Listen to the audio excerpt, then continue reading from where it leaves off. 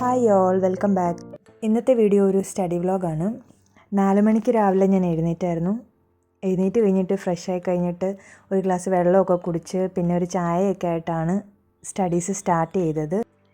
എല്ലാ ദിവസവും ഞാൻ രാവിലെ സ്റ്റഡീസ് സ്റ്റാർട്ട് ചെയ്യുമ്പോൾ തലേ ദിവസത്തെ കാര്യങ്ങളാണെന്ന് റിവൈസ് ചെയ്യുന്നത്. പക്ഷേ ഇന്നത്തെ ദിവസം മൺഡേ ആയതുകൊണ്ട് തന്നെ സൺഡേ റിവിഷൻ എക്സാമൊക്കെ ഉണ്ടായിരുന്നു. അപ്പോൾ എല്ലാ കാര്യങ്ങളും റിവൈസ് ചെയ്ത് പോയി. അപ്പോൾ പുതിയൊരു ടോപ്പിക്ക് പഠിക്കാനെടുത്തു. സബ് ഇൻസ്പെക്ടറിൻ്റെ സ്പെഷ്യൽ ടോപ്പിക്സ് ആയിരുന്നു പഠിക്കാനെടുത്തത്.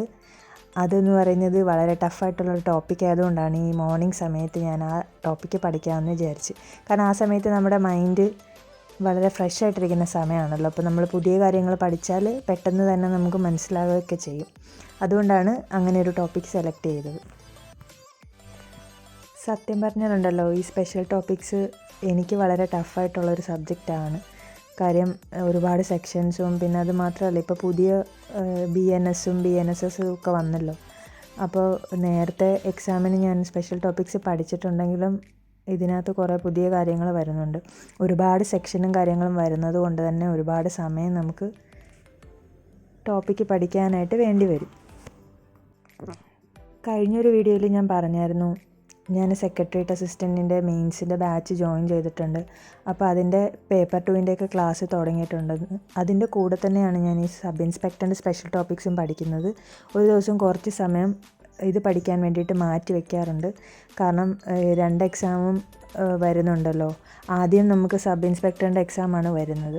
അപ്പോൾ ഇതിനകത്ത് ഒരുപാട് ടോപ്പിക്സ് പഠിക്കാനുള്ളത് കൊണ്ട് തന്നെ ഓഗസ്റ്റ് 30-നുള്ളിൽ ഇത് കവർ ചെയ്ത് തീരണമെങ്കിൽ, നല്ലൊരു റിവിഷനൊക്കെ കൊടുക്കണമെങ്കിൽ ഇപ്പോഴേ തന്നെ നല്ല രീതിക്ക് പഠിച്ചു പോയാലേ പറ്റത്തുള്ളൂ. അതുകൊണ്ട് ഒരു ദിവസം ഞാനൊരു 1 മണിക്കൂറെങ്കിലും കുറഞ്ഞത് സബ് ഇൻസ്പെക്ടറിൻ്റെ സ്പെഷ്യൽ ടോപ്പിക്സും പഠിക്കാൻ വേണ്ടിയിട്ട് മാറ്റി വെക്കാറുണ്ട്.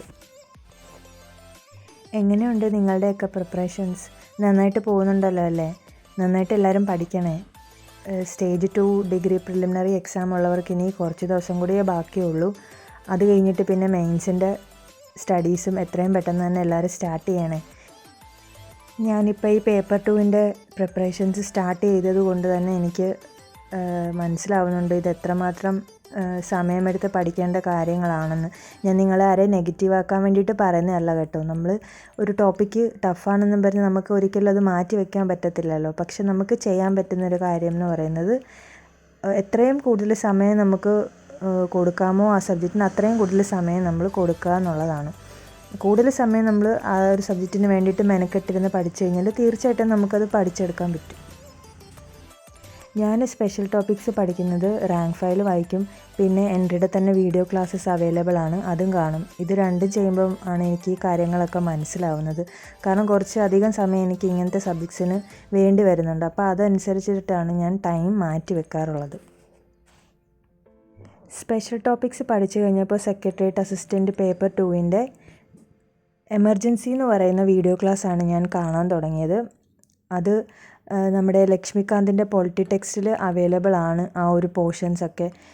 സെൻട്രൽ സ്റ്റേറ്റ് റിലേഷൻസ് എന്ന് പറയുന്ന മൊഡ്യൂളിൽ വരുന്ന കാര്യങ്ങളാണ് എമർജൻസി പ്രൊവിഷൻസൊക്കെ. അപ്പോൾ അതിൻ്റെ വീഡിയോ ക്ലാസ്സാണ് ഞാൻ ആദ്യം കണ്ടത്. അതിൻ്റെ വീഡിയോ ക്ലാസ് കണ്ടപ്പം എനിക്ക് മനസ്സിലായ ഒരു കാര്യം എന്ന് വെച്ചാൽ നമ്മൾ ജനറൽ PSCക്ക് പഠിക്കുന്ന പോലെ അല്ല ഈ ഒരു സബ്ജക്റ്റ്.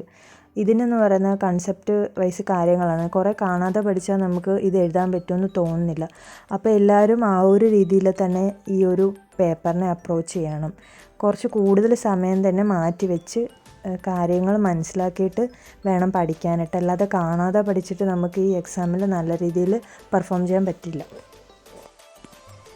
ഞാനിപ്പോൾ പേപ്പർ 2 പഠിക്കുന്നത് എങ്ങനെയാണെന്ന് വെച്ചാൽ ആദ്യമേ തന്നെ വീഡിയോ ക്ലാസ് കാണും. വെറുതെ ഇരുന്ന് കേൾക്കുകയാണ് ചെയ്യുന്നത്. അപ്പോൾ അത് കേട്ട് കഴിഞ്ഞിട്ട് ഞാൻ അതിൻ്റെ നോട്ട്സ് വായിച്ച് നോക്കും. നോട്ട്സ് വായിക്കുമ്പോൾ കുറച്ച് കാര്യങ്ങളൊക്കെ മനസ്സിലാവാറുണ്ട്. അത് മനസ്സിലായില്ല എന്നുണ്ടെങ്കിൽ ഞാൻ വീണ്ടും ആ വീഡിയോ ക്ലാസ് കാണും. അങ്ങനെ പലതവണ ആ നോട്ട്സും വീഡിയോ ക്ലാസ്സും കാണുമ്പോഴത്തേക്കും കുറേ കാര്യങ്ങൾ ക്ലിയർ ആവുന്നുണ്ട്. അങ്ങനെയാണ് കൺസെപ്റ്റ് വൈസ് കാര്യങ്ങൾ ഇപ്പോൾ ഞാൻ പഠിച്ചു പോകുന്നത്. അപ്പോൾ നിങ്ങളും ഡിഗ്രി മെയിൻസ് പ്രിപ്പറേഷൻ സ്റ്റാർട്ട് ചെയ്തിട്ടുണ്ടെങ്കിൽ കുറച്ച് അധികം സമയം പേപ്പർ 2ന് കൊടുക്കാൻ നോക്കണം. ഈ ഒരു എക്സാമിൻ്റെ കാര്യം മാത്രമല്ല, ഏതൊരു എക്സാമിനും നമ്മൾ പ്രിപ്പയർ ചെയ്യുമ്പോൾ ഒരു സബ്ജക്റ്റ് അല്ലെങ്കിൽ ഒരു ടോപ്പിക്ക് നമുക്ക് ടഫായിട്ട് തോന്നുവാണെങ്കിൽ കുറച്ചധികം സമയം ആ സബ്ജക്റ്റിന് വേണ്ടിയിട്ട് മാറ്റി വെക്കണം. ഞാനിപ്പോൾ ഈ പഠിച്ചുകൊണ്ടിരിക്കുന്നത് സമയത്ത് എൻ്റെ മോൻ ആ റൂമിൽ കിടന്ന് ഉറങ്ങുന്നുണ്ട്. അപ്പോൾ അതുകൊണ്ടാണ് ഞാൻ ഇടയ്ക്കിടയ്ക്ക് അങ്ങോട്ട് നോക്കുന്നത്. ഈ രാവിലെ സമയമായതുകൊണ്ടാണ് ഇങ്ങനെ റൂമിൽ ലൈറ്റൊക്കെ ഇട്ടിരുന്ന് ഞാൻ പഠിക്കുന്നത്. രാത്രിയിൽ കൂടുതലും സമയങ്ങളിൽ മോൻ ഉറങ്ങിക്കഴിഞ്ഞിട്ട് ഞാൻ സ്റ്റഡി ലാമ്പാണ് കൂടുതൽ ഉപയോഗിക്കാറുള്ളത്. ചില ദിവസങ്ങളിൽ ലൈറ്റൊക്കെ ഇട്ടിരുന്ന് പഠിക്കുമ്പോഴത്തേക്കും ചിലപ്പം മോനിങ്ങനെ ഉണരുന്ന പോലെയൊക്കെ തോന്നും, ഒന്ന് ഡിസ്റ്റർബ് ആകുന്ന പോലെ. അപ്പോൾ പിന്നെ വീണ്ടും ലൈറ്റ് ഓഫ് ആക്കിയിട്ട് വീണ്ടും ഇരുന്ന് സ്റ്റഡി ലാമ്പ് വെച്ചിട്ടിരുന്ന് പഠിക്കും. അങ്ങനെയാണ് ചെയ്യുന്നത്. കൂടുതലും ഞാൻ ഈ ഒരു റൂം തന്നെയാണ് യൂസ് ചെയ്യുന്നത്. വേറൊരു അടുത്ത് പോയിരുന്ന് പഠിക്കുമ്പോൾ എനിക്കങ്ങനെ അധികം കോൺസെൻട്രേഷൻ കിട്ടാറില്ല.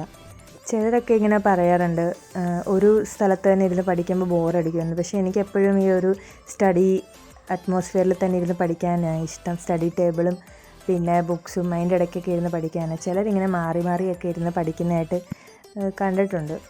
പക്ഷേ എനിക്കെന്തോ ആ ഒരു പഠിക്കാനുള്ളൊരു മൈൻഡ് കിട്ടണമെങ്കിൽ ഈ ഒരു സ്ഥലത്തിരുന്ന് പഠിക്കുമ്പോഴാണ് കൂടുതൽ അതെൻ്റെ ഒരു ഇതായിരിക്കണം. ഓരോരുത്തർക്കും ഓരോ രീതിയാണല്ലോ. എവിടെ ഇരുന്ന് പഠിച്ചാലും നമ്മൾ മാക്സിമം കോൺസെൻട്രേറ്റ് ചെയ്ത് പഠിക്കുക. നമ്മൾ എത്ര മണിക്കൂർ പഠിച്ചതിനകത്ത് കാര്യമില്ല. ആ പഠിക്കുന്ന സമയം നല്ല രീതിയിൽ തന്നെ കോൺസെൻട്രേറ്റ് ചെയ്ത് ആ പഠിക്കുന്ന പോർഷൻസ് 100% എഫേർട്ട് ഇട്ട് തന്നെ പഠിക്കുക.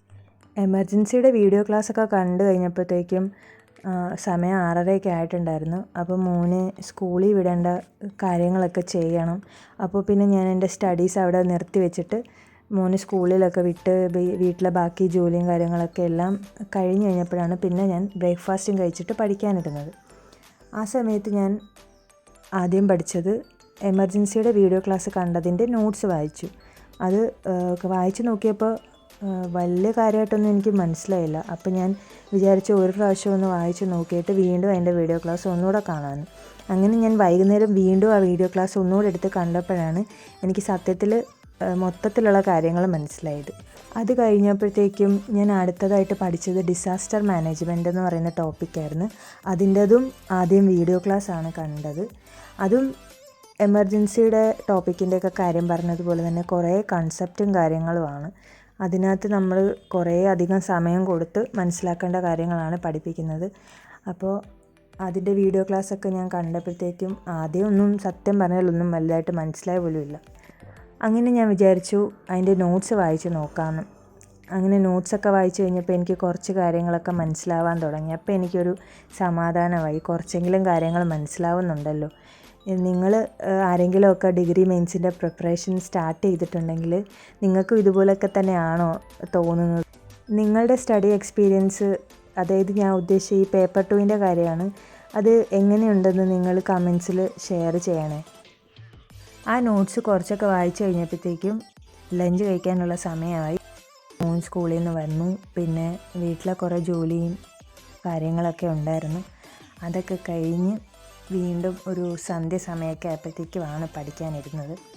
ആ ടൈമിൽ ഞാൻ എമർജൻസിയുടെ 2ാമത്തെ ക്ലാസ് കണ്ടു. പിന്നെ ലക്ഷ്മികാന്തിൻ്റെ പൊളിറ്റിയുടെ ടെക്സ്റ്റിൽ അതിൻ്റെ നോട്ട്സൊക്കെ വായിച്ച് നോക്കി. ടെക്സ്റ്റിൽ കിടന്ന കാര്യങ്ങളൊക്കെ ഡീറ്റെയിൽ ആയിട്ടുള്ള കാര്യങ്ങളാണ്. അതിപ്പോൾ കുറേ സമയം എടുത്ത് വായിച്ചൊക്കെ നോക്കി. അത് കഴിഞ്ഞപ്പോൾ പിന്നെ പഠിക്കാനിരുന്നത് രാത്രിയിലായിരുന്നു. രാത്രിയിൽ എനിക്ക് ഓൺലൈൻ ക്ലാസ് ഉണ്ടായിരുന്നു, ലൈവ് ക്ലാസ്, ഹിസ്റ്ററിയുടെ ക്ലാസ്സായിരുന്നു. ആ ക്ലാസ് കഴിഞ്ഞപ്പോൾ 10 മണിയായി. പിന്നെ ഞാൻ ഫുഡൊക്കെ കഴിച്ചു. അത് കഴിഞ്ഞ് പഠിക്കാനായിട്ട് ഇരുന്നപ്പോഴത്തേക്കും ഞാൻ രാവിലെ പഠിച്ച എമർജൻസി അതുപോലെ തന്നെ ഡിസാസ്റ്റർ മാനേജ്മെൻറ്റിൻ്റെ ക്ലാസ് 2x സ്പീഡിലിട്ട് ഒന്നുകൂടെ കണ്ടു. കാരണം ഇത് ഞാൻ പറഞ്ഞല്ലോ കൺസെപ്റ്റ് ആയതുകൊണ്ട് ഒന്നുകൂടെ ഒന്ന് റിവൈസ് ചെയ്ത് പോകാമെന്ന് വിചാരിച്ചു. പിന്നെ അതിൻ്റെ കൂട്ടത്തിൽ ലക്ഷ്മികാന്തിൻ്റെ ടെക്സ്റ്റിലുള്ള കാര്യങ്ങളും കൂടെ ഒന്ന് വായിച്ച് നോക്കിയായിരുന്നു.